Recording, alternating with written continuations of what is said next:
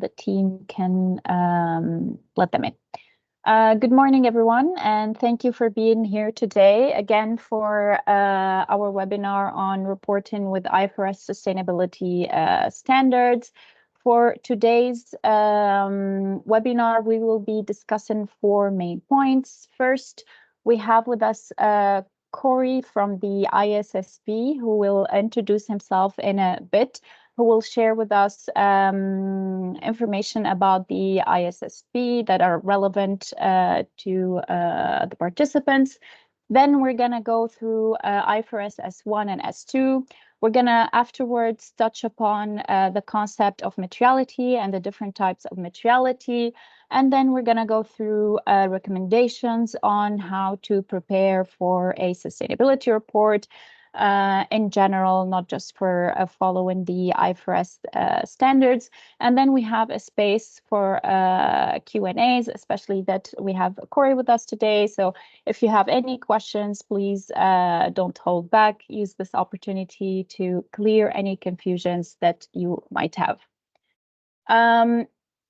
So to jump in, my name is Raj. I'm a senior consultant with Sustainable Square.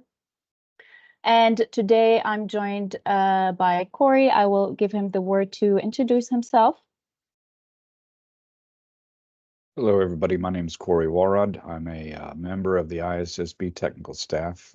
Raj has been gracious enough to invite me here today to talk to you about the IFRS S1 and S2 standards. Thank you, Corey. So before also we jump in, just a quick introduction about Sustainable Square. Sustainable Square is a sustainability and ESG consultant firm that is headquartered in Dubai, UAE. We've been in the market for over 12 years. And our main services that we provide for our clients are sustainability reports, policies, trainings, SORI studies. We recently also developed our own technology that is trailblazing the market by leveraging AI to generate sustainability reports. If you would like to learn more about our technology and also about our offerings, we encourage you to visit our website. Now jumping into the ISSB introduction. So Corey, I will give the word to you. Thank you, Raj. Let me pull up my slides very quickly. Please advise me if you have difficulty seeing those. We can see your slides. Excellent. Thank you. Just to step back at the 10,000 foot level, the International Sustainability Standards Board was really brought into existence, at least considered for establishment way back in fourth quarter of 2020. The IFRS Foundation went out to its stakeholders to ask whether the IFRS should basically play a key role in the development of sustainability-related disclosures. And the response to that consultation was emphatic that yes, the IFRS should step in to really provide a channel of convergence, to provide decision useful comparable information on sustainability related topics, and to try to reduce the fragmented landscape, the so-called alphabet soup of many voluntary standards that were being developed, but often in very disparate ways, simply not compatible, and a lot of the information not necessarily decision useful for the investor themselves. Also to help the preparers so that they wouldn't have to report to multiple standards and to try to streamline everything down. But to do this within the very rigorous IFRS Foundation's due process in consultation with our stakeholders, as well as having the credibility and the transparency that our stakeholders are familiar with the IASB's accounting rules. In an effort to basically reduce the so-called alphabet soup, the IFRS sustainability brand basically incorporates the original members of the integrated reporting team, the SASB standards themselves, the Climate Disclosure Standards Board, and we also, of course, have just recently become stewards of the Task Force on Climate-Related Financial Disclosure Recommendations. These are all being brought into under the IFRS umbrella At the same time, we're working very closely with jurisdictions like the European Commission's EFRAG, as well as other voluntary reporting frameworks like GRI. We have an MOU with them. And of course, the CDP has basically incorporated IFRS S2 into its questionnaire for this year. So we're basically following that remit, trying to reduce the complexity and of the very fragmented sustainability related landscape, but also to benefit essentially transparency in the market for the investor, so that you can very easily, if you're an investor, understand the underpinnings of the sustainability related disclosure topics, and you've got comparable metrics that you can compare across industries. So IFRS sustainability basically sits between the traditional financial statements, which are being reported under the IASB rules, but it doesn't necessarily incorporate the full gamut of possible reporting.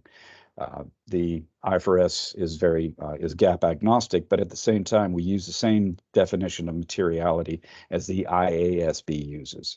In other words, information which is either misstated, omitted, or obscured is really the information that we're focused on if it changes the minds or decisions of investors or lenders out there. Now, we don't dismiss the concept of impact materiality, as it's often called, or double materiality. That reporting may be very important to your stakeholders as you're doing your public reporting, but the IFRS mandate is strictly on issues around sustainability related risk and opportunities that are financially material to you, that will actually affect your balance sheet, your earnings, or your cash flows over the longer term, and how that might be applied. In terms of the standards themselves, they're really trying to achieve, again, these two very simple ideas. The information that is being provided in these disclosures should be decision useful for the investors, as well as assurable.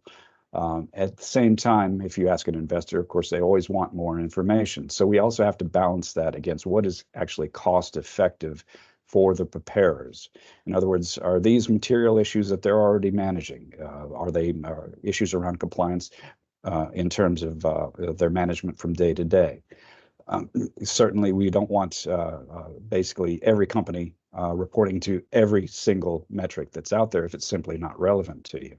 So again, we try to boil it down to those industry-specific sustainability-related risks and opportunities that are industry-based. The IASB recognizes, pardon me, recognizes that sustainability-related disclosures really manifest differently in different industries, and so not all necessarily all disclosures are pertinent to every industry and every company. Our goal ultimately here is to create a global baseline of financially material sustainability-related disclosures. Now, jurisdictions, for instance, the European Commission, can add on top of that, but what we want to do is really separate those that common language for comparable decision-useful disclosures globally, ideally, to really simplify the landscape a great deal. Of course, last year in June, we've issued IFRS S1 and S2. IFRS S1 really provides the conceptual framework around which we develop these disclosures. It relies, of course, on the TCFD framework, which Raj will address a little bit later. But it asks for that disclosure of material information, financially material information around these risks and opportunities. And it really it provides that overall framework for not only climate-related disclosures, but any sustainability-related disclosures at all. And it is GAAP agnostic. Many jurisdictions are permitting voluntary reporting of IFRS S1 and S2. Now, IFRS S2, of course, is focused more on climate-related disclosures. If you go back to that consultation that the IFRS trustees did in 2020, it was a very clear signal that the focus for the ISSB should really be on the development of these climate-related disclosures. Now, the consultation also indicated that we shouldn't stop there, that we should indeed look beyond climate. But they wanted basically immediate action on climate-related disclosures, since that was really the key concern in terms of investment decisions going forward. after the issuance of IFRS S1 and S2, of course, the International Organization of Securities Commissions came out basically and endorsed the ISSB IFRS S1 and S2 standards. This is very notable in that IOSCO has only endorsed one other set of disclosures previously, and those were the IASB standards a couple of decades ago. And of course, they've become the international standard. IOSCO, of course, is comprised of all the securities commissions basically around the world. And so they encourage their members to adopt the ISSB standards into their respective regulatory frameworks and encourage at least alignment with those. The means of adoption differ from jurisdiction to jurisdiction, but again, this endorsement basically indicates that these standards, as they're currently developed, are fit for purpose in terms of reporting these sustainability-related risks and opportunities for companies. Just to look backwards, basically to the summer last year, of course, I've already said the IFRS S1 and S2 were adopted around June of last year. Just in the last few months, of course, we've really started to gain traction in terms of jurisdictional adoption. We've already identified, I think at last count, it was around 14 jurisdictions that are actually going out for public consultations. There are actually many more that are considering either alignment or adoption of these standards in their regulatory frameworks. Of course, we participated in the ISS or the COP28, basically looking to get organizations to commit to these climate-related standards, as well as the issuance of the enhanced SASB standards, where we went into the SASB standards as they were previously written in 2018 and improved their language to make them more globally applicable. Going back to January, of course, looking at integrated reporting, the ISSB and the IASB had their first joint meeting. It was actually very, very productive. The conversations that occurred during that meeting really pointed to integrated reporting as to where we're going. IFRS S1 points to those that connected data between the financial statements and these sustainability-related risks and disclosures, and being able to make sure that the assumptions and the parameters that are being used for one are reflected in the other, so that connected information bolsters the overall story that the company's telling to the marketplace. In February, of course, we had the Sustainability Symposium in New York. Again, a very, very positive response from the investment community, particularly institutional investors, as to where the ISSB is headed.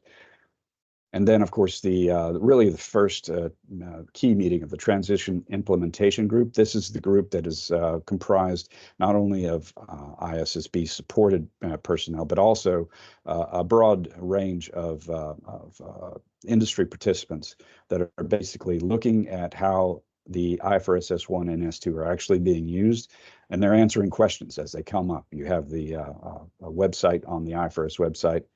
You can actually submit questions to this transition implementation group, and that information is then incorporated for us to understand how the IFRS S1 and S2 are being applied and where key pain points are that we can think about going forward in terms of further standard setting work. And I just wanted to highlight again at COP28, we had a declaration of support from a wide range of organizations from a number of jurisdictions, mostly regulators, standard setters, in support of the ISSB work there. We also, of course, made the official announcement of the transition of TCFD under ISSB stewardship. And that's actually begun, I believe it's this month. Essentially, we've taken the banner from the Financial Stability Board on that content, and we'll be carrying that forward.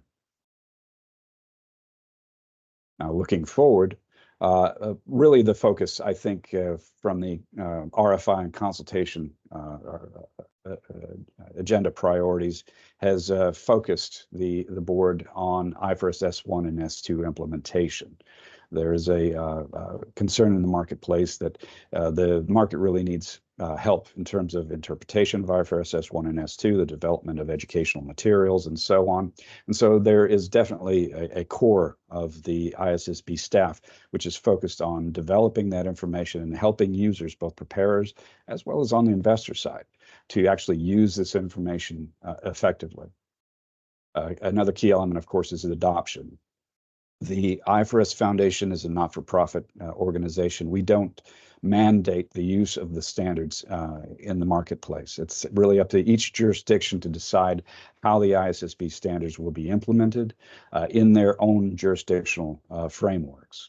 Some organizations, some jurisdictions out there might be able to use what's called an ambulatory reference. They can just point to the IFRS S1 and S2 and say that's what you should use.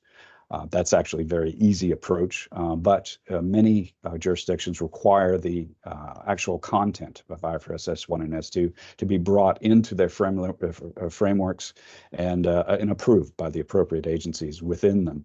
And so that takes a bit longer. Then there are certain jurisdictions that'll just use the ISSB standards to align with them, basically. They'll develop their own individual country set of standards, but they'll basically align those rules and regulations with IFRS S1 and S2. So you see a range of potential adoption pathways.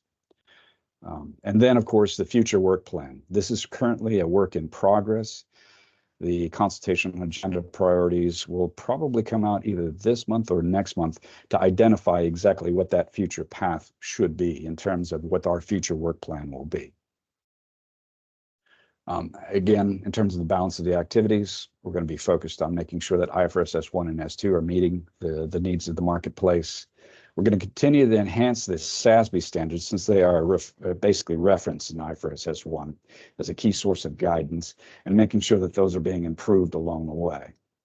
But the new research around IFRS sustainability disclosures will be identified in the next, hopefully, a couple of weeks. And then once we get that direction from the board, we'll start focusing resources to deal with that research. Now, folks on this call might actually be a part of that conversation. We encourage you to become part of that conversation as we do our focus consultations on the research, as well as our general public consultations for capturing public commentary.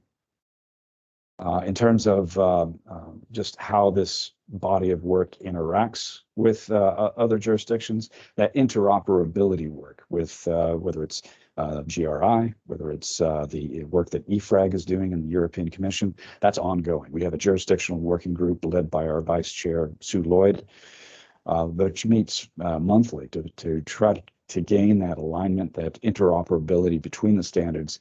And a lot of good work has actually been done in the last year just to align issues around materiality assessment and so on. It's been successful so far, but it'll take time. Standards do not move very quickly in this space. I just wanted to highlight in terms of jurisdictional adoption. Again, there is a wide range of potential adoption depending on your individual jurisdiction. That'll be up to your regulators to decide exactly how the standards would be adopted. You see a lot of variations in frameworks. For instance, Brazil will be using voluntary adoption for this year and then mandatory adoption next year. And then they have a scaling depending on the size of your company, which ones will be mandated to adopt, and then there may be scaled down in terms of voluntary adoption for smaller companies over a period of time, so that the larger companies in a jurisdiction basically set the standard, work out the bugs within the system, so that the smaller companies in a jurisdiction aren't really overly burdened by the process. The bigger companies become the trailblazers in terms of how the IFRS S1 and S2 are adopted in each jurisdiction. I'm not going to go through all the elements in this detailed framework, but you can see all the various things that have to occur in terms of a jurisdictional adoption and alignment, and that really have to be considered. I think one of the key elements here are number 9 there, transitional reliefs. Each jurisdiction will have to determine how mature each market is, the level of maturity appropriate to the jurisdiction at hand, and then apply it appropriately within that jurisdiction. There may be modifications also to the IFRS S1, S2 to suit local needs, because we recognize that sustainability related risks, while global, can be reflected differently in jurisdictions. Now, looking forward, this slide basically goes back looking at that consultation on agenda priorities. We had the request for information basically last year. staff has been in the process of digesting that information from all of our stakeholders, trying to make sure that we understand what the clear signals are in that information. We should have the decision on the projects this month, next month at the latest. And then we'll start basically in June publishing an overview of what that feedback was and how we responded to it. And we'll start focusing our resources and efforts at that plan, on the work plan itself.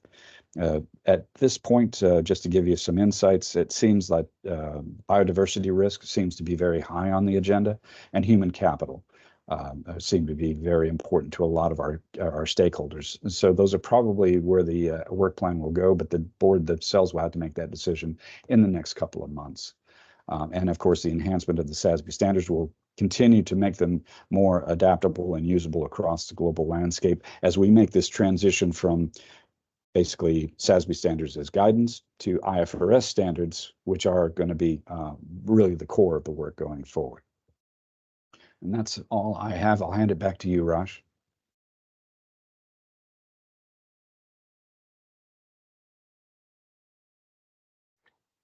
Thank you, Corey, for that presentation. It's definitely insightful to learn more in depth about the journey of the ISSB and also what is coming in the future. So thank you for that presentation. We're gonna carry on with the rest of our agenda for today.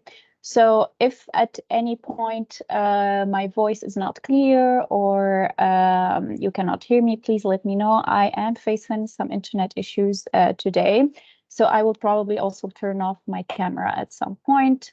Some of the aftermath of the storm that hit Dubai this week. All right. Moving forward, now we're gonna dive deeper into the IFRS S1 and S2. This is an introduction to IFRS S1, and we're gonna cover all the elements of the standards.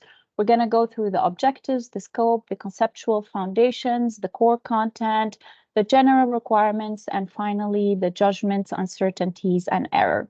This presentation should give you a comprehensive high-level view, let's say, of the standards. However, we do encourage you to go on the IFRS website and actually read in more detail about the standards, because there is a lot of details that are was not practical to include them all in this presentation.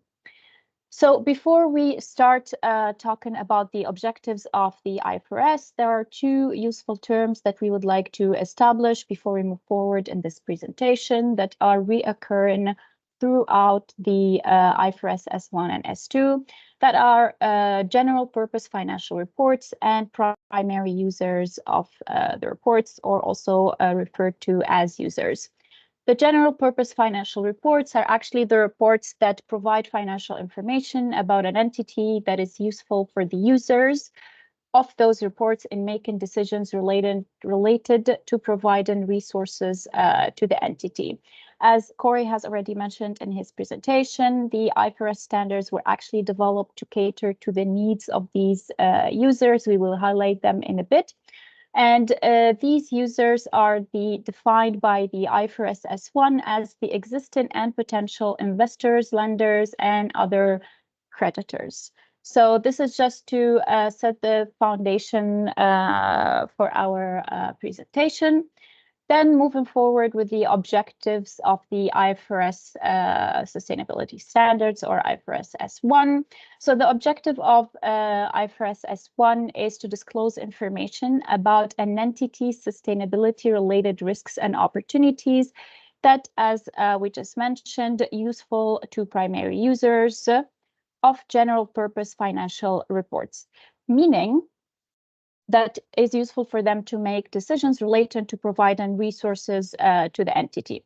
Meaning this information that IFRS S1 intends to collect aims to enable these users to assess the entity's exposure to sustainability-related risks and opportunities over the short, medium, and long term, as well as assess how the entity is being managed to actually mitigate or manage these risks that it's exposed to, and how is it actually being managed internally to leverage or identify any sustainability related opportunities. The information is also to re-emphasize again, is aimed to supplement and complement the information provided in the entity's financial statements.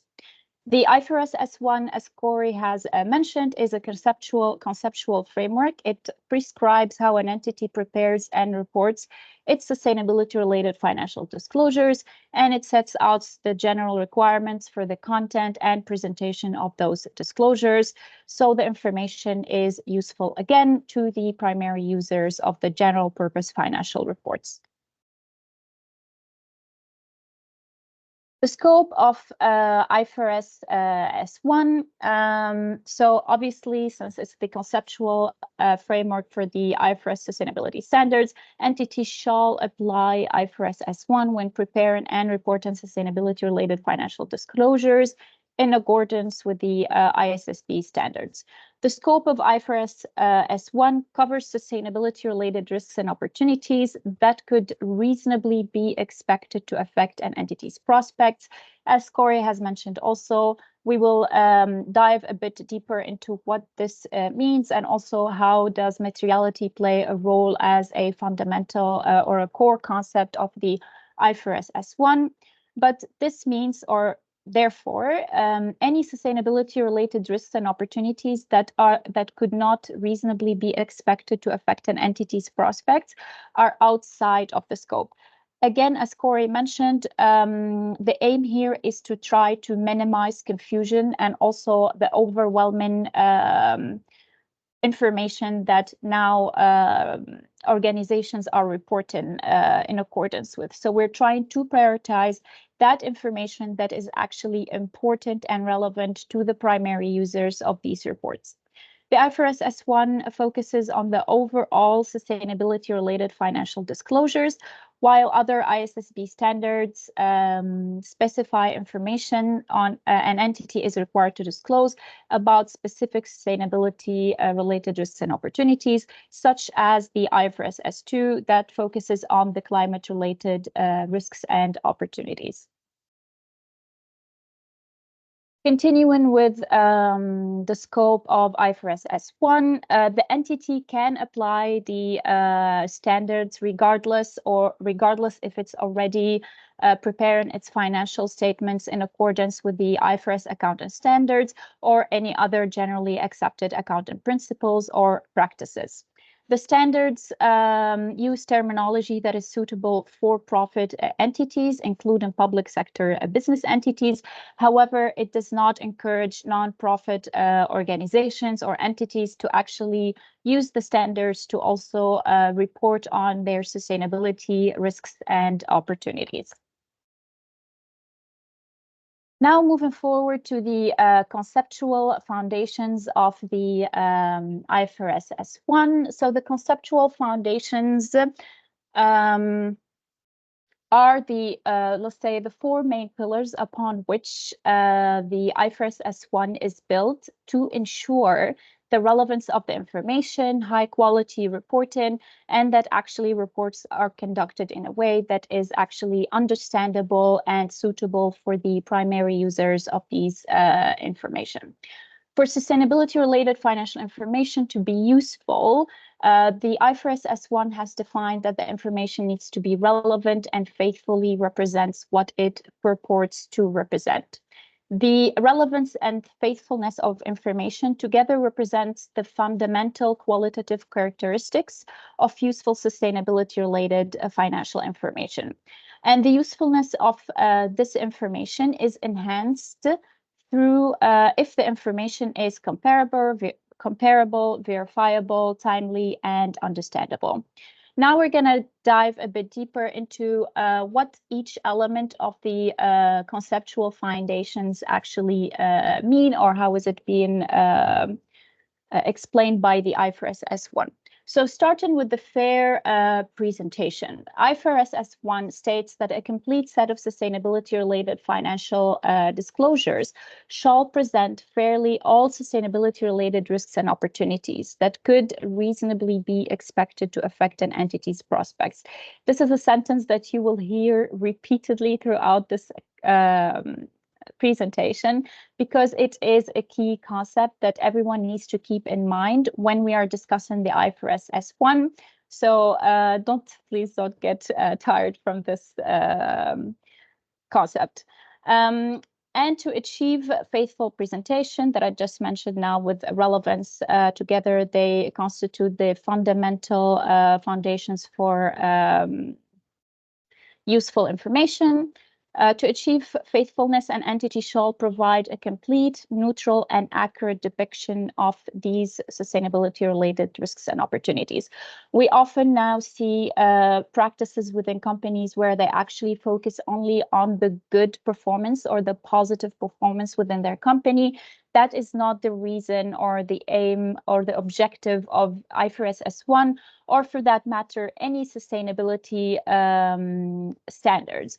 The aim here is to provide complete and neutral information that is also accurate and could be proven to be, and its accuracy could be proven to help the users make useful or legitimate decisions on that entity, whether to invest in it or not, or to divest if the entity is not managing its internal sustainability properly. Fair presentation also requires an entity to disclose information that is comparable, verifiable, timely, and understandable. So your information should be presented on a number of years. So whoever is reviewing your reports could actually compare and evaluate your performance throughout the years. You should be able to verify the accuracy of your information. The information should also be timely. This meaning, for an example, you can't report on your 2020 performance in 2024. The information needs to be recent and up to date so the users can make actually relevant decisions. And of course, understandable, also doing lengthy reports or using very complex language or having a structure of your reporting that is confusing will not help the users either. Corey, please go ahead. On that issue, actually, two issues. You're right. The information should definitely be neutral, but one of the things in this space around sustainability disclosure is there's sort of a compliance mentality that we should only be dealing with the risks that are facing a company. But in fact, as the company tells its story, there may be many opportunities based on the transition in the marketplace, based on the products that are being brought to market around adaptation, climate mitigation, that are very good stories that the company can tell. So what you really have to do is position the business model in that context as you go through your disclosures and tell a good story as you're going through. It's not an issue around compliance. It's really to show that the marketplace for capital, that your company is well positioned to go forward. The other issue is around timeliness. In the IFRS S1, basically the idea of that interconnected information, which Raj will talk about in a second, is that the financial reports should line up with the sustainability related disclosures so that you can look at the financial reports and see how they reflect the sustainability strategies, the risk management that are being put in place by governance. Thank you, Corey.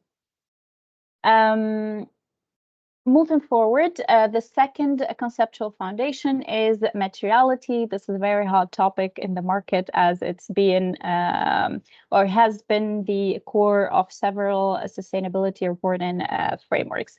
In the context of sustainability-related financial disclosures, or in the IFRS S1, it defines material information as information if you omit it or misstated or obscure that information, it could reasonably be expected to influence decisions that primary users of general purpose financial reports make on the basis of those reports, which include financial statements and sustainability-related financial disclosures. Adding to Corey's point about the timeliness, that it's important to actually disclose both your financial and sustainability-related financial disclosures at the same time to allow also for that comparability and accurate evaluation. Moving forward, the IFRS S1 recognizes materiality to be specific to an entity, considering that every organization has its specific context, internal and external, depending on the industry that it operates in, the size of the organization, the geographical locations it operates in. It's hard to put or box or limit materiality as a concept. Therefore, the IFRS S1 recognizes that it's specific to each entity. Therefore, the standards do not specify any threshold for materiality or predetermine what would be material in a particular situation. This is actually falls under the entity's responsibility to make that judgment, to implement proper processes in place to evaluate its materiality and its material topics, and use its judgment to later on present those material information. Of course, it's very important that the company is able to explain and justify the process to which has led to it defining certain topics as material topics. However, the IFRS S1 does recommend that as a starting point, an entity can apply the requirements of the IFRS sustainability disclosure standards that specifically applies to that sustainability related risk or opportunities. And it does provide guidance on how to approach a materiality assessment. In the absence of IFRS sustainability disclosures, that specifically applies to sustainability-related risk and opportunity, an entity, as I said, can apply judgment or also can refer to standards such as the SASB or CDSB framework application guidance.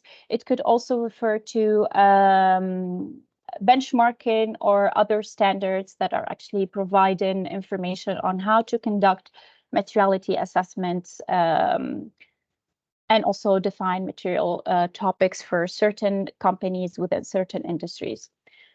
So that's on materiality. We will touch upon materiality again later on in this presentation. Moving forward with the reporting entity, the IFRS S1 states that an entity's sustainability-related financial disclosures shall be for the same reporting entity as the related financial statements. Again, adding to Corey's point of the importance of comparability between the financial statements and the sustainability-related financial disclosures. Here we have an example that we added for you on this presentation. We will be sharing this presentation with you after this call, so you can have it as a reference in case you want to refer back to the contents of this presentation. Also, if you have any questions, please don't hesitate to send them in the Q&A box. We will tackle them once we are done with going through the slides. But yes, as I was saying, so the IFRS S1 states or mandates that the same reporting entity for the financial statements should also reflect the sustainability financial disclosures. Then moving forward to the connected information. So entities are required to provide information in a manner that enables primary users to understand connections between various disclosures. As Corey said, there's a huge or high level of interconnectivity between disclosures, between risks, and between opportunities, and also between the financial performance of a company and its sustainability performance.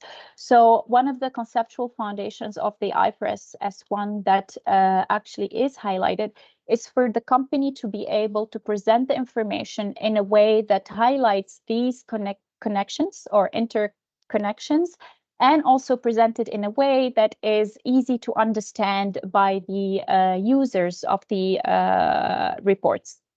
So IFRS defines two types of connections: the connections between the items to which the information is related, and the connections between the disclosures provided by the entity.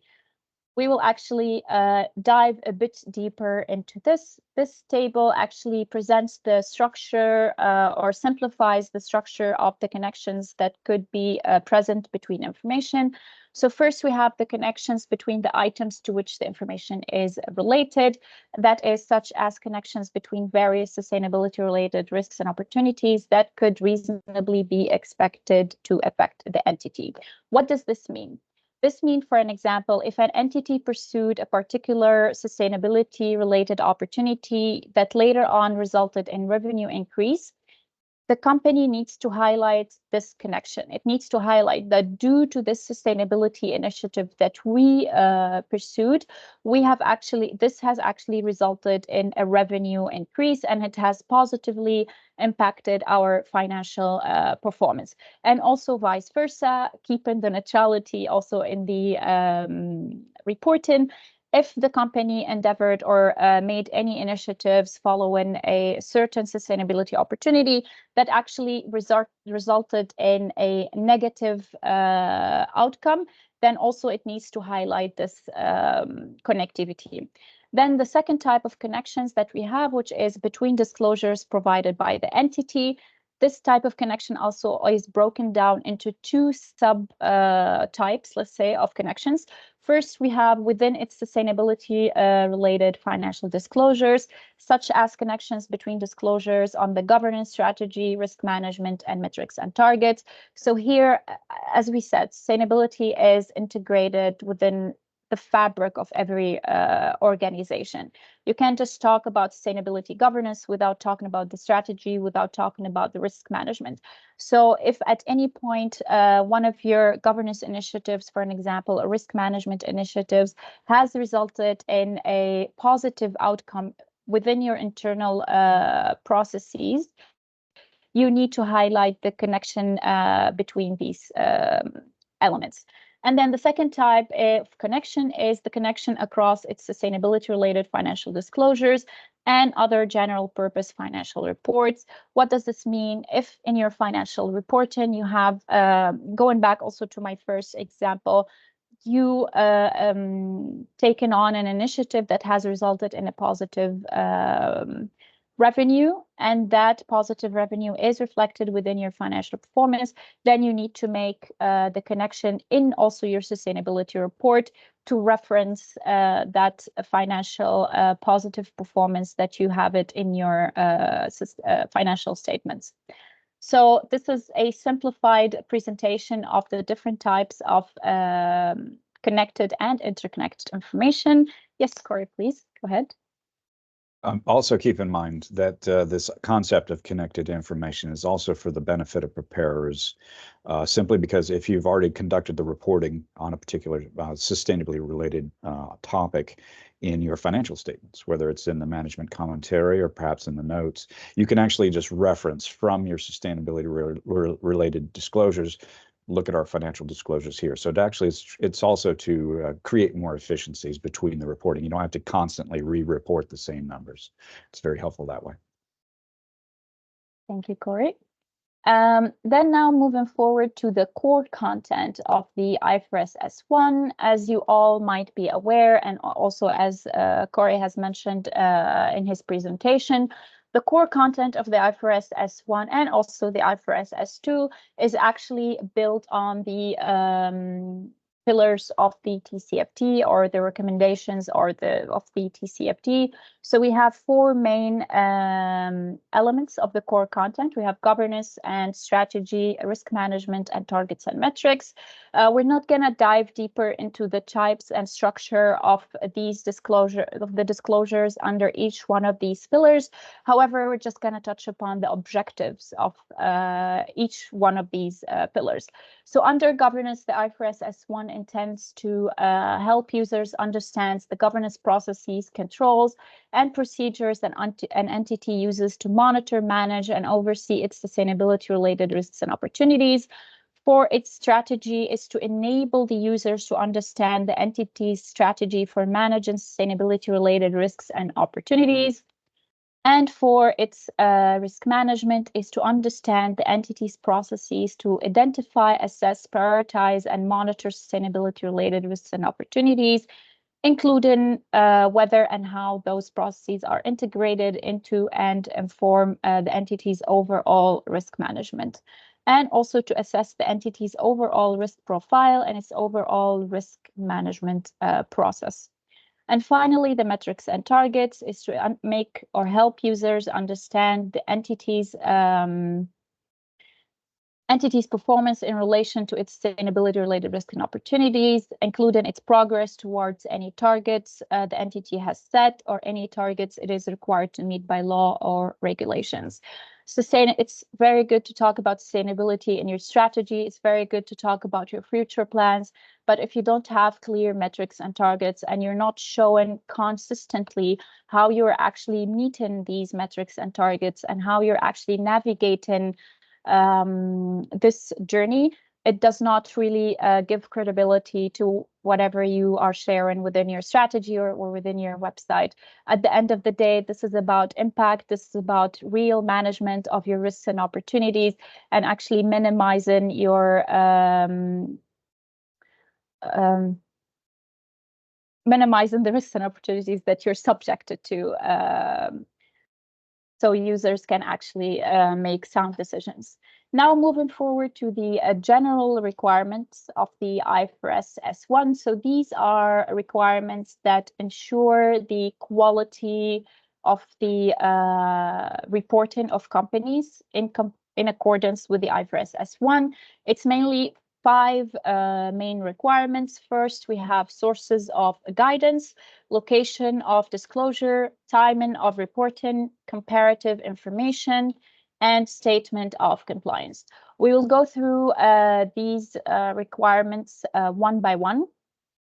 Again, we tried to keep the slides to a minimum as possible. However, we wanted you also to have more information and a resource to go to. Instead, we understand how the IFRS S1 could be overwhelming with a lot of information.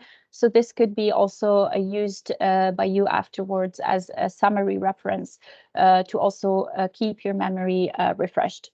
The source of guidance subsection within the requirements provides the reporters with reference to additional frameworks that could guide them in different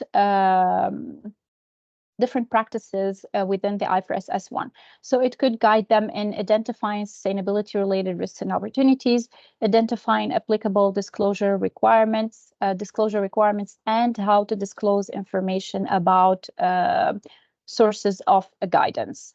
The IFRS S1 includes other sources of guidance to give direction when situations where there are no directly applicable requirements in the ISSB standards.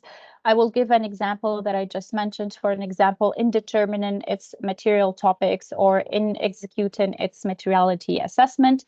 The ISSB actually believe that this can contribute to diversity in practice and also improves comparability between information providers by peer entities. The IFRS actually recommends to refer to the SASB standards again, the CDSB framework application guidance, and other recent standards or benchmark and good case practices within the industry. This is mainly to facilitate the company's journey in generating their IFRS S1, especially that a lot of the concepts of the element or the elements in generating an IFRS report actually relies on also judgment. So these resources could be very helpful for you to actually make your judgment based on standards or practices that are actually being adopted already in the market or in other markets. Then the location of the disclosure. So an entity is required to provide disclosures, all the disclosures that are required by the IFRS Sustainability Disclosure Standards or IFRS S1 as part of its general purpose financial reports. The IFRS S1 also provides various possible locations in its general purpose financial reports in which to disclose sustainability-related financial information. Corey already mentioned the management commentary or similar reports. The company can use also the same location as information disclosed to meet other requirements, such as information required by regulators. So if your company is actually required by local laws or regulators to disclose on specific sustainability-related disclosures, you can also use the same location to include the IFRS S1 disclosures. And also it recommends or gives a possibility of the cross-reference to another report published by the entity. Under this possibility or option, although there are some requirements that apply, we're not going to highlight them today, but we encourage you also to review the requirements to make sure actually when you are reporting, you are meeting all the requirements of the IFRS S1. Then we have the timing of the reporting. So an entity shall report its sustainability-related financial disclosures at the same time as its related financial statements, as mentioned by Corey earlier. And the entity's sustainability financial disclosures shall cover the same reporting period as the related financial statements. Again, to re-emphasize, the goal here is to compare financial statements and sustainability-related financial information. Go ahead, Corey. Certain jurisdictions may provide transitional relief, at least in the initial phase. IFRS S1 provides for a transitional relief during the first reporting year to have a 6-month delay after the financial disclosures to provide the sustainability-related disclosures. And ideally, subsequent to that, you would report them at the same time. There's a fundamental recognition that information systems will have to come up to speed. The flow of information may not be that smooth in the initial round, but we'll be working towards that basically simultaneous release of the financial disclosures and sustainability-related disclosures eventually. Thank you, Corey. And then the next requirement is comparative information. So an entity shall disclose comparative information in respect to the preceding period for all amounts disclosed in the reporting period. Again, we have mentioned this when we talked about the fair representation of information, unless, of course, the IFRS Sustainability Disclosure Standard permits or requires otherwise. The entity also shall disclose comparative information for narrative and descriptive sustainability-related information. We all know that although numbers are very important, also descriptive and comparative information gives you more of a deeper understanding how things are being managed, and also a deeper understanding how those numbers came to happen. So the IFRS S1 focuses on both qualitative and quantitative information, and also it requires that you report on previous periods, not only the reporting period. And finally, we have the statement of compliance. So from experience, every company would like to, when reporting in accordance with any standards, they would like to issue a statement that actually ensures or highlights the quality of their reporting by claiming compliance to the sustainability standards that they used. So an entity whose sustainability-related financial disclosures comply with all the requirements of the IFRS Sustainability Disclosure Standards, or IFRS S1, shall make an explicit and unreserved statement of compliance. The entity shall not describe sustainability-related financial disclosures as complying with the IFRS Sustainability Disclosure Standards unless they comply with all the requirements of the IFRS Sustainability Disclosure Standards. This is very straightforward, and also it is the same approach all other sustainability standards and framework use. So unless you make sure that you are complying with all the requirements of the IFRS S1, you actually cannot claim compliance with the standards. This standard, although relieves an entity from disclosing information otherwise required by an IFRS sustainability disclosure standards, if the law or regulation prohibits the entity from disclosing that information. So unless your company is prohibited by law and regulations to share that information that is required by the IFRS S1, then you should report on it. If that's the case, of course, you can omit the information, but also you need to highlight why this information is not included and refer also to the law or regulation that is actually prohibiting you from disclosing.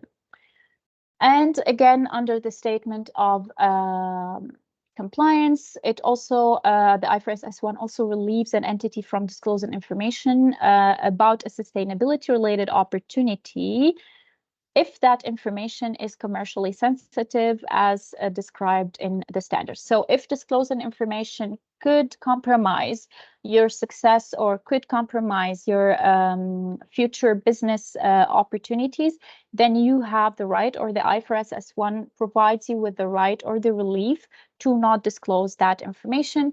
But again, it's very important for you to always highlight if you're omitting any disclosures, why you are not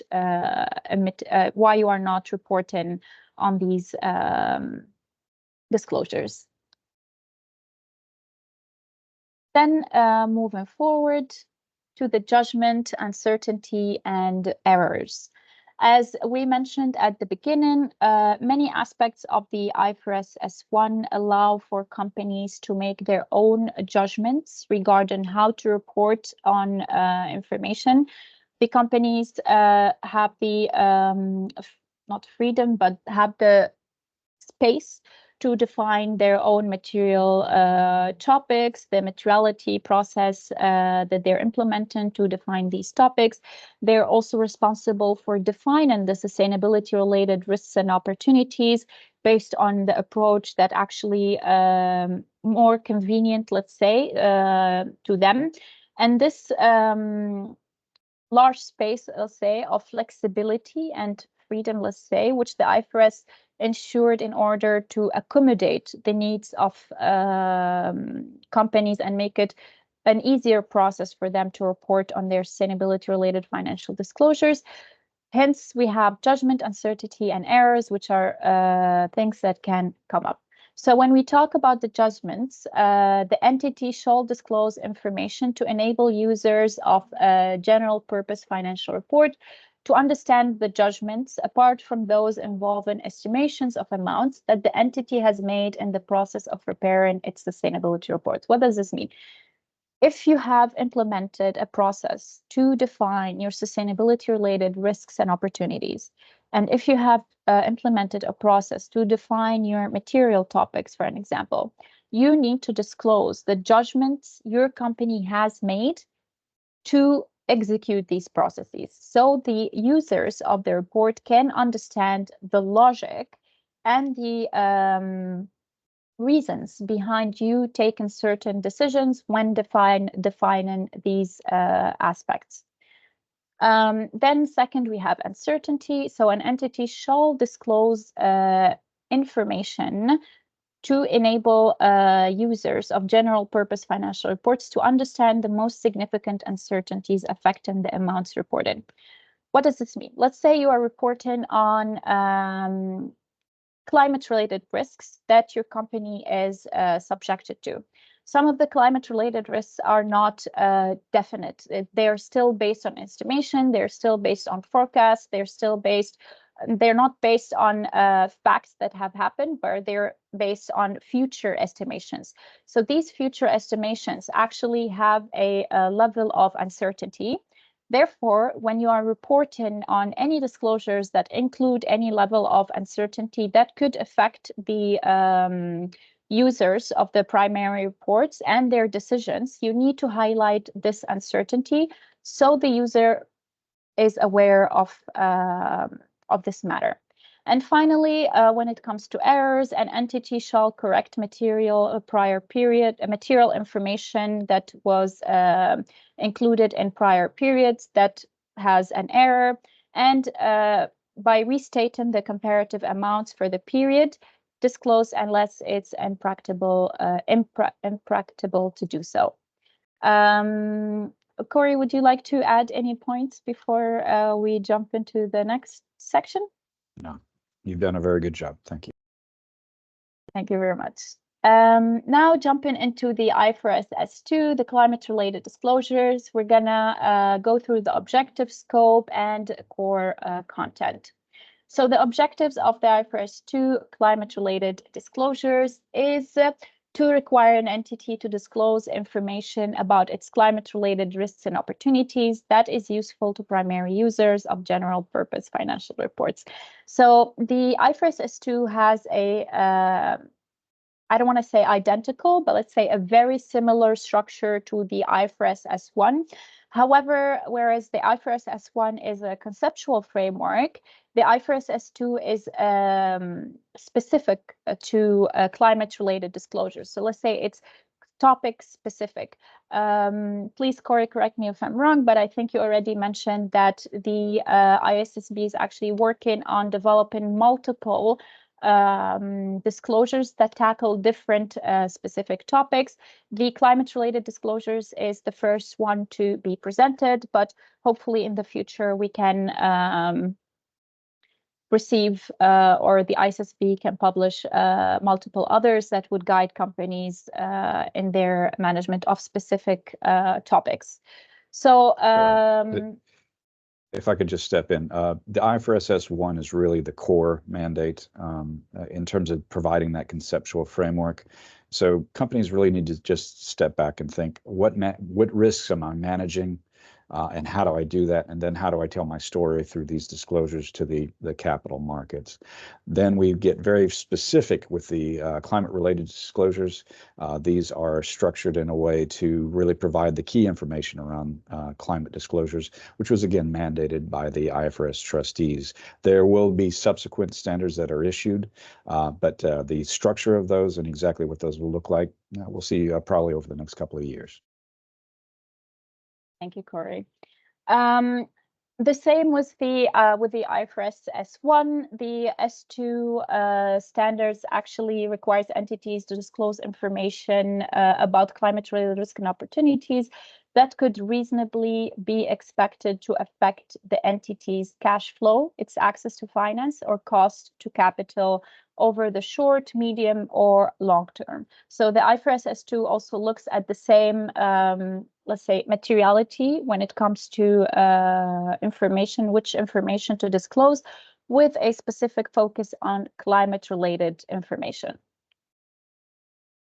The scope of the IFRS S2 focuses on two main elements. First, the climate-related risks to which the entity is exposed to, which are mainly physical risks and transition risks, and the climate-related opportunities that are also available for the entities. You might also recognize this from the TCFD recommendations. The climate-related risks and opportunities that could not reasonably be expected to affect an entity's prospects are outside of the scope, which is very similar, and we've already gone through it in the IFRS S1. So again, the S2 also takes the same approach to information prioritization and materiality. The IFRS S2 also has the same core content as the IFRS S1, where we have governance strategy, risk management, metrics, and targets. Something very important to highlight here. I think I will give this point to Corey to highlight about when information is already disclosed under S1, you don't have to duplicate the information under S2. I think that captures it. The idea here is not to repeat these same pillars over again.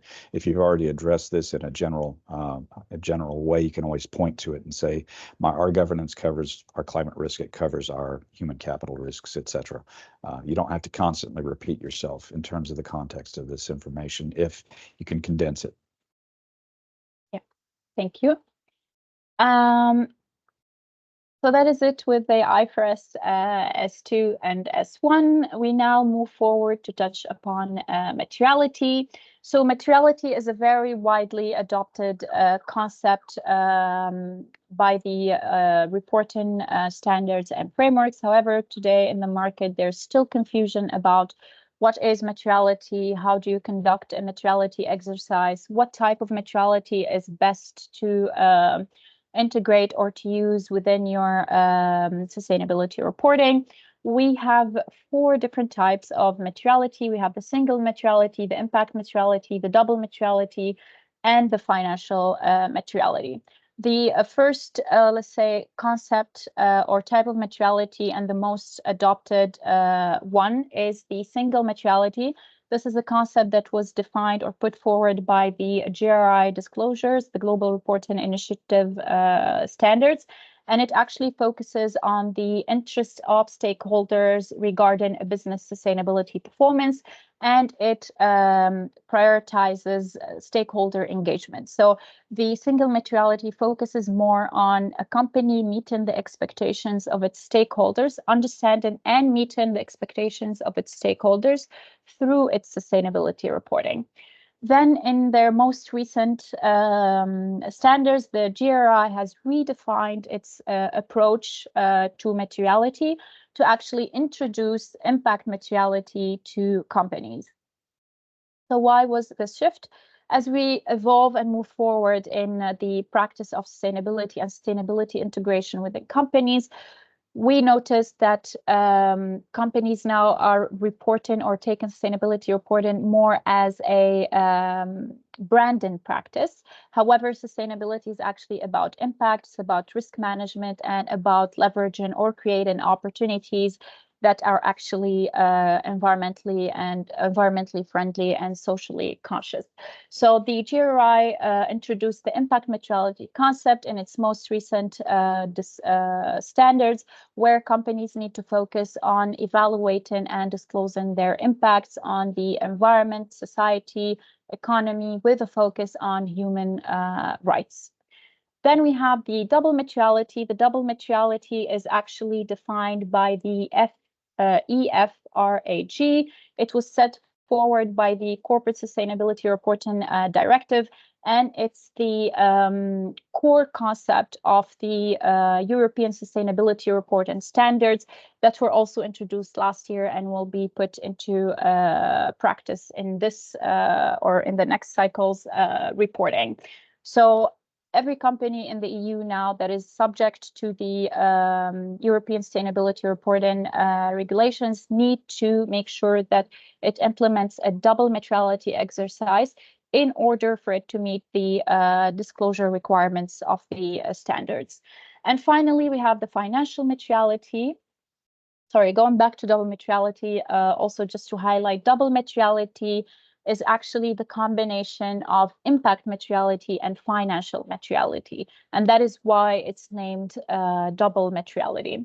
Moving forward to the financial materiality actually was defined or put forward by the SASB, where the ASB focuses on ESG topics that can affect the cash flow, access to finance, and cost of capital of a business in a specific industry. This is very helpful because the ISSB looks. Yes, go ahead, Corey. Just one minor point. The SASB actually borrowed their financial materiality definition from the IASB. They basically patterned it originally on the IASB's financial materiality used in traditional accounting. And now the ISSB again adopts instead of saying we have adopted the SASB standards, in fact, we've adopted very clearly the IASB standards in terms of financial materiality. So companies that report to IASB standards are familiar with this process. It's as management sits down, they assess what is material to them in terms of financial materiality. It's exactly the same process as for traditional accounting as we use now in the sustainability related disclosures. As you mentioned previously, it's really up to that process of assessing what is material information for them, for their investors, their lenders, and their other creditors. Thank you, Corey. Thank you for sharing that. So yes, that is the four concepts or types of materiality that are actually being adopted by the market now. We, as a consultant firm that's been in the market also for 12 years, we do recommend companies to actually try to opt for double materiality, as it gives you a comprehensive understanding of your inwards and outwards impact. However, you need to also clearly differentiate the two types of materiality. So it's clear that this is your impact materiality and this is your financial materiality. So there is no confusion to the users of the report. Then moving forward, as I said, materiality is a core concept in all sustainability reporting standards. For the IFRS, we have already tackled it. For the CSRD, it's a requirement for sustainability reporting, as I just mentioned. And a sustainability matter can be material from an impact perspective or from a financial perspective or from both. Hence, the importance of actually differentiating the two exercises of materiality. The ESRS does not mandate how the materiality assessment process shall be designed or conducted by an organization. However, they do provide guidelines on how to conduct a materiality assessment. Of course, within reporting, you need always to be transparent about the processes that you have adopted, the judgments that you have made, and any other information that you as a company judge to be useful and material to your stakeholders and users of your report. Now, moving forward to the last part of our presentation, how to prepare for sustainability reporting. So this takes into consideration, of course, the IFRS standards, but also any other type of sustainability reporting in case you already don't have this practice in place or you are looking to refine your sustainability reporting practices. So here we have 8 main steps or considerations you need to keep in mind. First, we have the allocation of accountability by assigning responsible teams for reporting, establishing the reporting landscape for your organization, determining material topics, determining the required data, collecting data, generating your report, defining the performance gaps, and to move forward and make sure that you are always improving as you go or as you integrate this practice more and more, is to define improvements and develop action plans. So in the first point or stage is to assign responsibles. Accountability and ownership are very, very important for the success of your sustainability reporting. Why?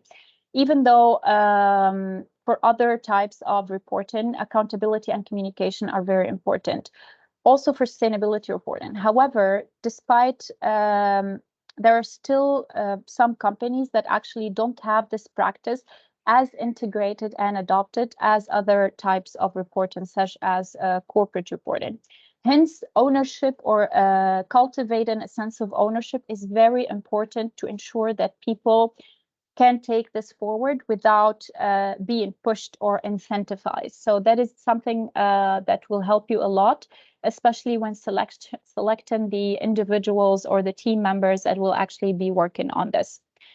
The sustainability reporting approach should focus on providing a holistic view of the organization. Therefore, you need to make sure that your teams actually include stakeholders from different departments within the organization.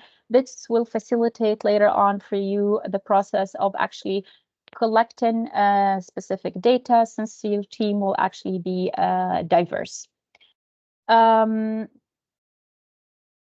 Yes, and then the organization shall define any external resources if needed for the process. For an example, some companies cannot actually carry a sustainability report internally. So this is also at the stage where you need to define if you actually need external assistance in developing your sustainability report or not.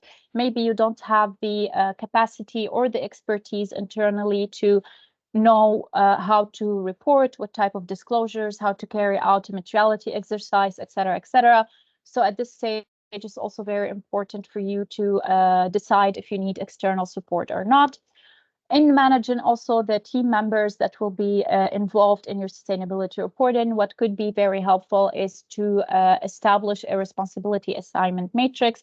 As I said, accountability and ownership are very important for sustainability reporting, and to make it a easy and seamless process, the more the roles are clear of who is providing the data, who's approving the data, who's reviewing the data, et cetera, the better and more efficient your process can be. Second of all is to establish a reporting landscape. So what does this mean?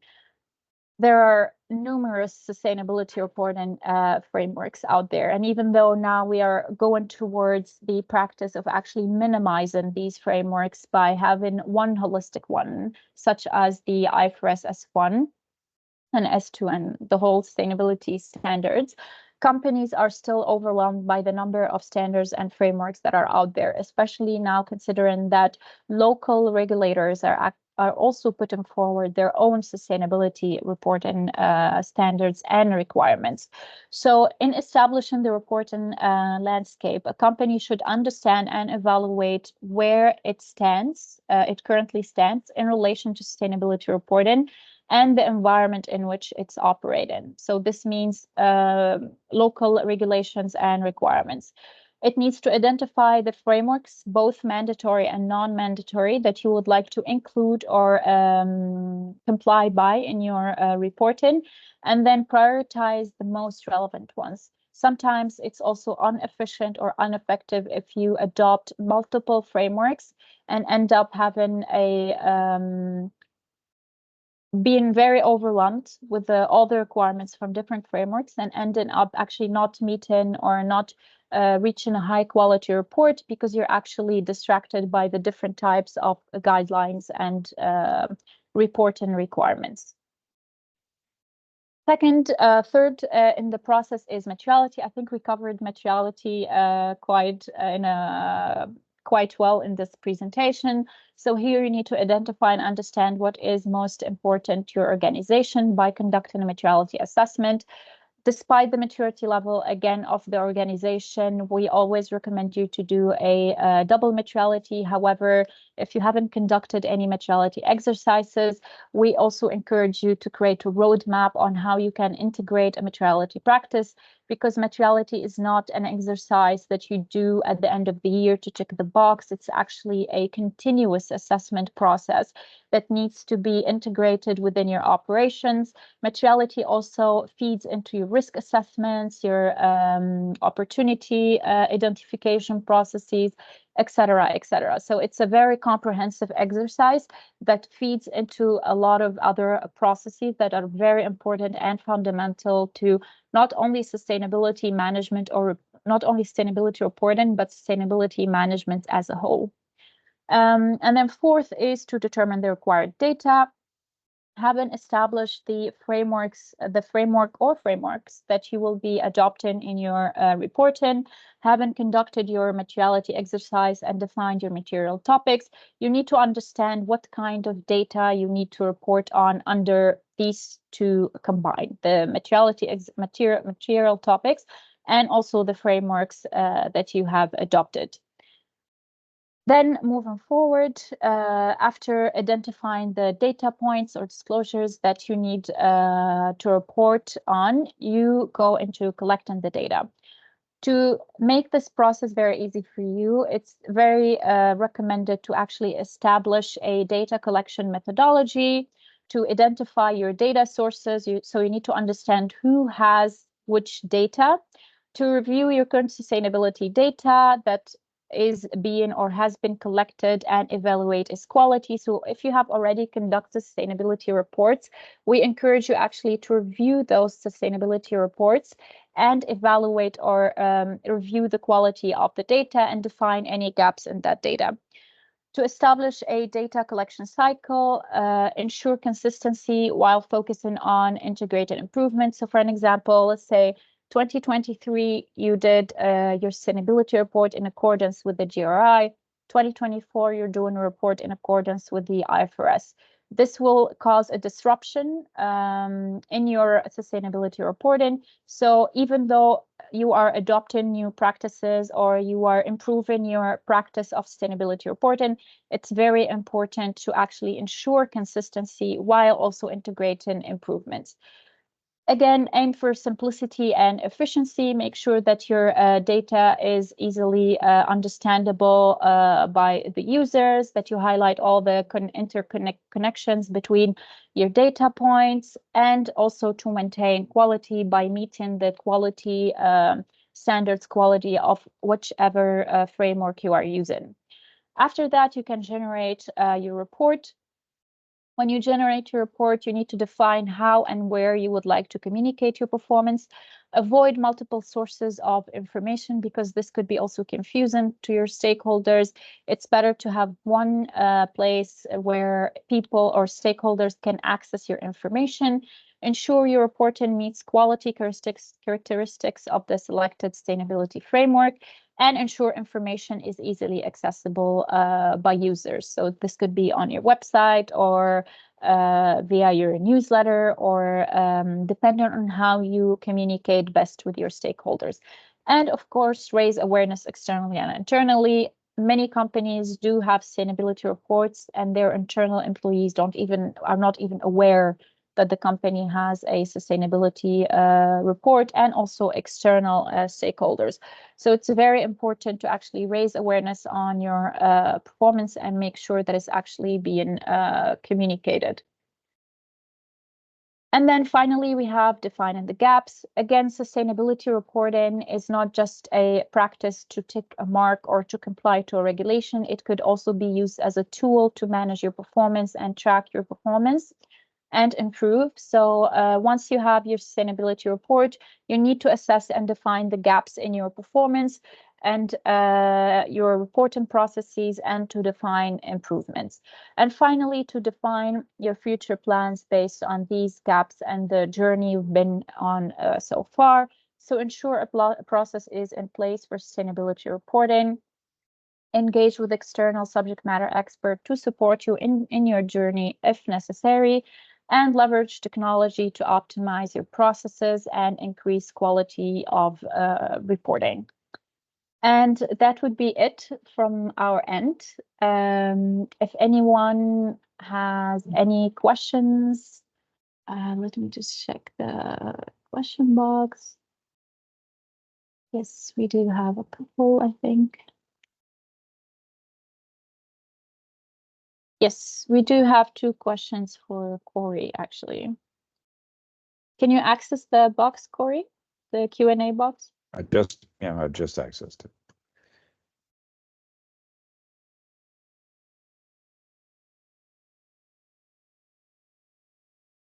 For the first question, it's regarding the IFRS standards in the future. Are they going to be environmental, climate focused, or focused on other ESG topics, social, human rights, etc.?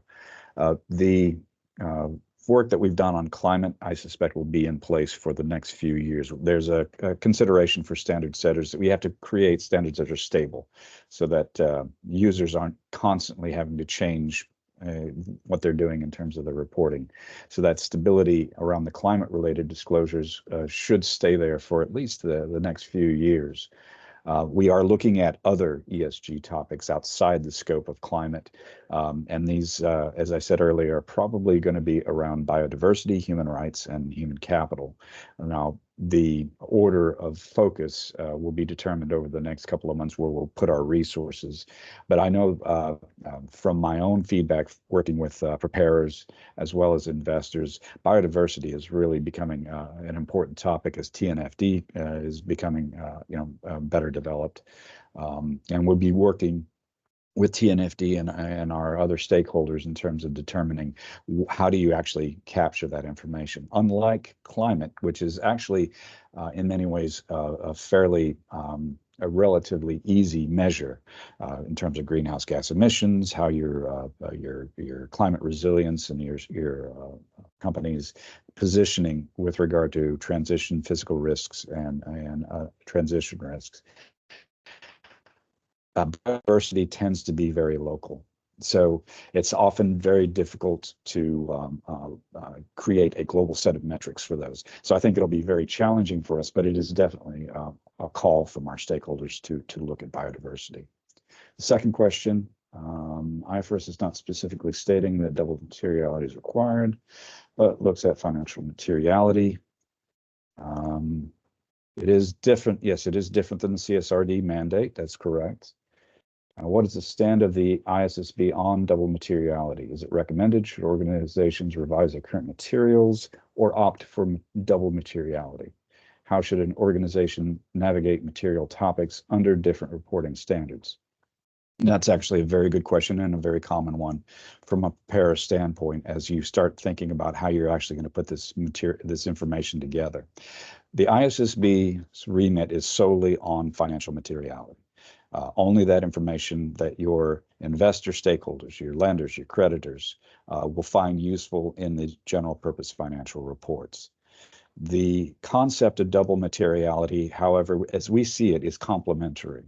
It's basically telling a much broader story to a much broader set of stakeholders. So if you think back to the slide that I showed you, the financial materiality provides a global baseline that should really span all organizations in terms of what is financially material. And then there may be other stories beyond that, the impact concept on the broader society, on your other stakeholders beyond that. We do not mandate double materiality in any way, but we do see it as a complementary set of information that the company can tell its whole story, basically, as Rosh has indicated. Now, in terms of navigating material topics, also as Rosh indicated, the financial material information should really be segregated. We don't want to obscure it with a lot of excess information that's not really financially material information. And so what I would suggest is that as you develop your disclosures, you segregate the financially material information from the information for the broader impact on society. You simply don't want to keep in mind that the financially material information also affects the broader stakeholders in terms of impact materiality, but it should be really focused information and not obscured by other information. So in terms of navigating material topics, your management will have to make the decision where to draw that line. What is actually financially material to my individual stakeholders? My investors are asking these questions as to how I'm managing these particular sets of risks. There may be other risks that your financial stakeholders are simply either not aware of or not that as concerned about their impacts on the finances of a company. Those may be community engagement. They may be something else. Those could still be reported on, but I would suggest keeping those two things separate in your reporting itself.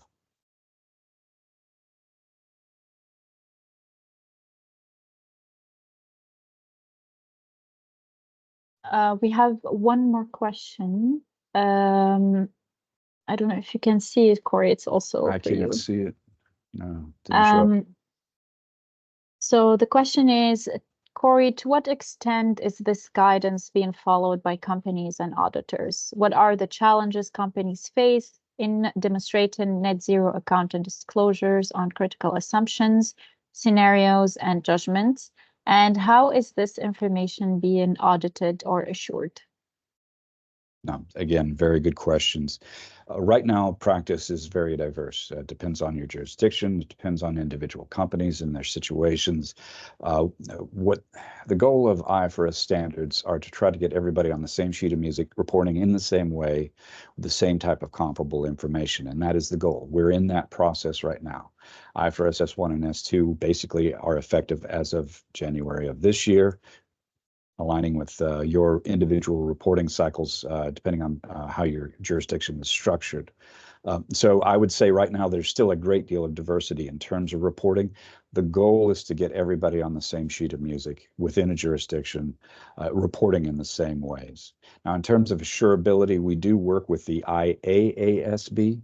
Basically, that's the International Assurance Standards Board, Accounting Assurance Standards Board, to develop really the global capacity for assurers to assure in the same way. We see, again, because of the diversity of existing frameworks that have existed prior to this year, assurance can be all over the map. You can ask two assurers the same question and come up with two separate answers. And we're trying to remedy that by working in terms of really capacity building. And we see that not only in companies in terms of Rasha's work here, trying to develop that capacity for companies to report to the standards, but also developing capacity with the assurers themselves so that they've got really the expertise and the resources to assure on a consistent basis.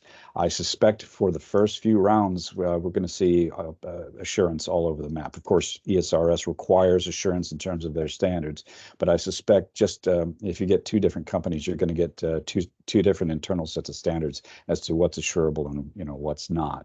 Levels of assurance will probably vary across jurisdictions. The landscape here is going to unfortunately be very fragmented initially. But again, our goal here is by issuing IFRS S1 and S2, we can get everybody on the same sheet of music as to what specific information do you need to provide based on your individual risks and opportunities that are facing you, and then do that in a very consistent way. It is going to require a lot of work, both within the companies to develop that set of skills, that set of reporting, but it's also going to be a job for the assurers themselves to develop that cadre of personnel that have and staff to actually bring a consistent set of eyes to these disclosures. I can only say we're on that path. We're trying to get to that path to minimize the cost burden on preparers. We're trying to do this again as efficiently as we can. One thing I would like to note, however, reasonable, supportable information. You'll find that concept built into IFRS S1.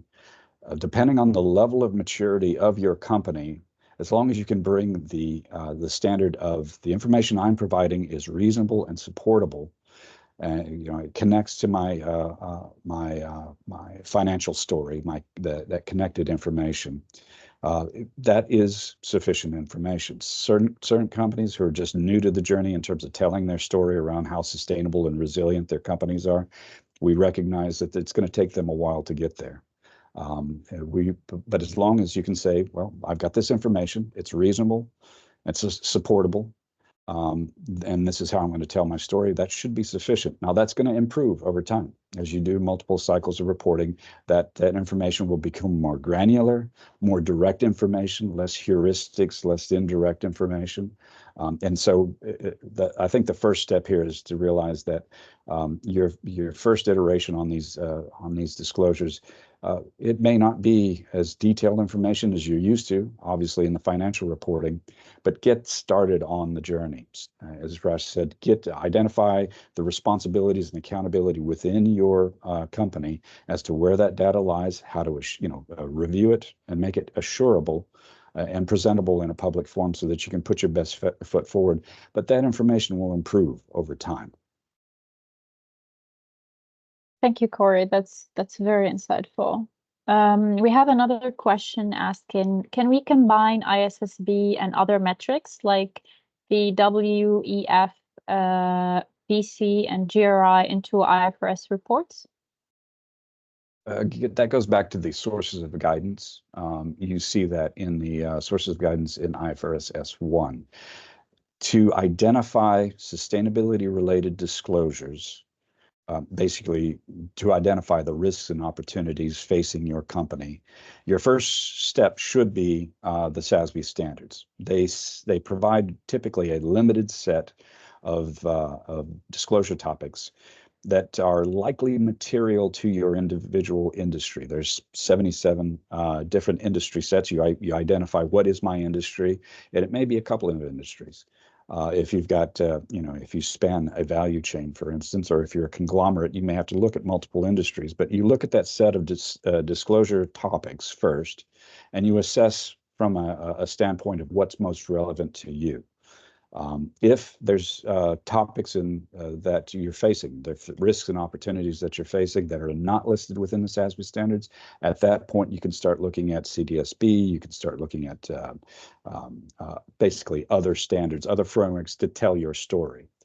And then when you actually develop the metrics themselves, and this is really getting into the nitty-gritty, by all means, if you think that a particular metric is absent in the SASB standards, for instance, a particular metric that you think that best suits your business model in, let's say it's in GRI. You say, I've been reporting this to GRI. I think it's a good proxy for faithful representation of this risk or opportunity, then by all means, you can use that. Same for really any of the major frameworks. In fact, we allow, even for trade associations, there's certain trade associations out there that provide guidance on how to actually report particular risks and opportunities. And if you feel that those metrics are actually either better structured or capture your individual business model better, then you can go beyond the SASB standards and say, well, the SASB standards are a good proxy, but we've got a better one here. By all means, you can use those. We provide that flexibility. Now, over time, again, the SASB standards right now, they're not mandatory. They are strictly guidance under IFRS S1 and S2. The industry-based disclosures that have been developed are simply guidance to help the management figure out, okay, what's relevant to me, what's not relevant to me. This is how it gives you an idea of how to report it. If you find that industry-based guidance just doesn't fit your particular situation, there's a lot of flexibility. As we go through this evolution over the next couple of decades, what will happen is the IFRS will actually start laying down, based on best practices, based on the feedback we're getting on these disclosure topics and the individual metrics. The IFRS disclosure standards will become will absorb those best practices and become more of a mandatory a reporting framework as the overall market matures. Thank you, Corey. We have another question that says, within the context of sustainability disclosures and the urgency of adopting the new ISSB standards, what is the role of regulators and stock exchanges in implementation of the new disclosures? Where region in terms of capacity building and awareness for the implementation of the S1 and S2? And again, very good question. I think a lot of people get confused that IFRS is basically mandating these various disclosures. In fact, the IFRS Foundation is strictly a not-for-profit organization that sets a particular standard, which is then adopted individually by different jurisdictions and in some different ways. It's really up to the individual jurisdiction to determine what fits their model, their maturity, their market, and their individual stakeholders, their companies, and their investors best. We encourage jurisdictions. Of course, we're working with jurisdictions to adopt the standards as close as we can to the written word in IFRS S1 and S2. But we recognize there may be different implementation challenges. There may be different laws that have to be reflected in the body of individual jurisdictions. We've just, I think we're supposed to release a jurisdictional framework adoption handbook to help jurisdictions do this. As I said before, about 14 jurisdictions have gone forward with public consultation to adopt the standards themselves. Every jurisdiction will be different, so you really have to look to your regulators and your national standard setters to make a determination of exactly what's going to fit your particular situation. The IFRS S1 is built very broadly, very flexibly to adapt itself to any sort of jurisdictional applications, but the individual details will have to come down from your individual regulators, not the IFRS. Thank you, Corey. Does anyone have any other questions, or otherwise we will wrap up?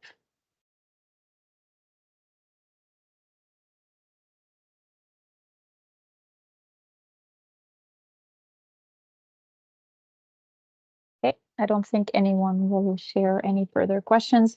Thank you, Corey, so much for being on this webinar today, and thank you for sharing all the valuable insights with us. Thank you also everyone for taking the time to attend this webinar. We will be sharing with you the link to the webinar recording and also the slides to this webinar via email. And that's it from my side. I don't know, Corey, if you want to share anything before we wrap up. Yes, I would just like to thank everybody for participating in today's webinar. These capacity building sessions are absolutely crucial in terms of adoption. You look at the number of companies that are out there that are really just getting started in their adoption of these standards. I do appreciate you paying attention in terms of the work here. Rash, you did a great job in terms of description of IFRS S1 and S2. We really appreciate the help. Keep in mind that these standards are reliant upon the individuals that use them. So the preparers are a key stakeholder for us. If you run into problems, please let us know. Contact us at IFRS, and that information, that feedback is absolutely invaluable to us. Thank you. Thank you so much, Corey. It's been a pleasure. Thank you, everyone, and have a nice afternoon. Goodbye.